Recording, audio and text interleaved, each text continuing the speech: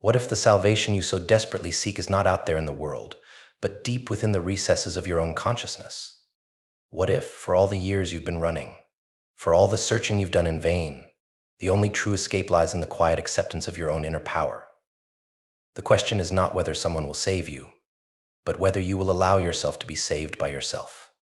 This is the paradox of existence. Salvation, in its truest sense, is self-bestowed. Humanity, in its pursuit of meaning, has always cast its gaze outward. From the beginning of time, we have looked to gods, to leaders, to circumstances and fate to rescue us from the suffering of our own condition. We live in a world that thrives on externalities: wealth, recognition, power, the approval of others, believing these are the hallmarks of salvation. Yet, as the pages of history unfold and our own lives unfold with them, the truth becomes undeniable: these external markers are but fleeting illusions. We chase them only to discover, time and again, that the longing within remains unfulfilled. Why is it that even when we attain all we desire, the sense of emptiness lingers, like a shadow that follows us wherever we go? Why do we still feel trapped, even in moments of supposed triumph? It is because the pursuit is not of external riches, nor of the love or admiration of others. The pursuit is of the self, of the understanding that lies dormant within. And the truth we must face is simple: the self cannot be saved by anything outside of itself. We are the architects of our own liberation, yet we continue to defer this power to external forces, like passengers on a ship waiting for someone to steer them to safety. To save oneself, then, is to reject the false comforts of external salvation and to look inward toward the core of our own being, where true wisdom lies. But this is not an easy task. The inner journey is filled with confrontation, not with the world, but with our own illusions, our own fears, our own self-imposed limitations. It requires the courage to face the discomfort of uncertainty, the humility to confront the ego, and the will to transcend the very narratives we've woven around ourselves. The notion of self-salvation is, at its heart, a philosophical inquiry into the nature of existence. In ancient philosophies, whether in the teachings of Buddha or the Stoics, the idea that we are the creators of our own suffering is central. The world, in its vastness, may appear hostile, indifferent, or cruel, but it is not the world itself that causes us pain, it is our perception of it. The Buddha teaches that suffering arises from attachment, from desire, and from the illusion of separation. In a similar vein, the Stoics argue that our peace lies not in controlling the world, but in controlling our reactions to it. We do not have dominion over external events, but we do have dominion over how we interpret and respond to those events. To save yourself is to understand that you are not at the mercy of the world. You are not a passive entity in the theater of existence, waiting for the hero to emerge and rescue you from the depths of your misery. You are the protagonist. The hero does not wait for fate to alter its course. The hero recognizes that the power to shape their destiny has always been theirs. Self-salvation is not the avoidance of suffering, but the transcendence of it.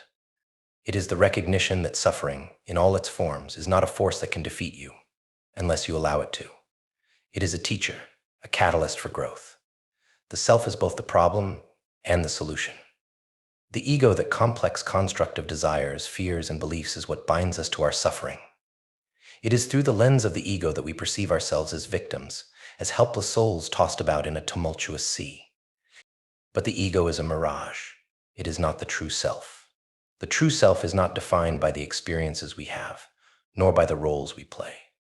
It is the stillness within, the consciousness that observes without judgment, that exists beyond time and circumstance. This is the self that needs saving, and it is the self that is capable of saving itself. To save yourself is to surrender to the truth that nothing in the external world can offer lasting peace. Wealth, fame, relationships, accomplishments, all are transient. They come and go, leaving behind only the echo of their presence. But there is a peace that transcends these fleeting moments, a peace that can be found within the stillness of the mind and the quiet wisdom of the heart. This peace is not the absence of conflict, it is the presence of awareness. When you learn to be present in your own life, to observe without judgment, you realize that you have never been lost. You have simply been looking in the wrong places. So I ask you, why do you continue to search for salvation outside of yourself? Why do you place your peace in the hands of the world when you possess the power to create that peace within? The greatest freedom is not the freedom to do whatever you please, but the freedom from the tyranny of external expectations. To save yourself is to unshackle yourself from the illusions that bind you. It is to reject the false narratives of victimhood, to cease waiting for someone to come and change your life, and to take responsibility for your own transformation. You are not powerless. You are not a mere spectator in this life. You are the creator, the architect of your own salvation. The world may spin in chaos, but within you lies a stillness that cannot be touched. It is time to stop looking outside yourself for answers and to begin the journey inward. This is not a journey for the faint of heart. It is a path of self-realization, a path that requires courage, humility, and patience. But it is the only path that leads to true freedom. So, if you resonate with this truth, if you understand that the journey to save yourself begins with the realization that you already have all you need within, then I invite you to begin that journey now. Like and subscribe, for this is just the beginning of an awakening you're awakening.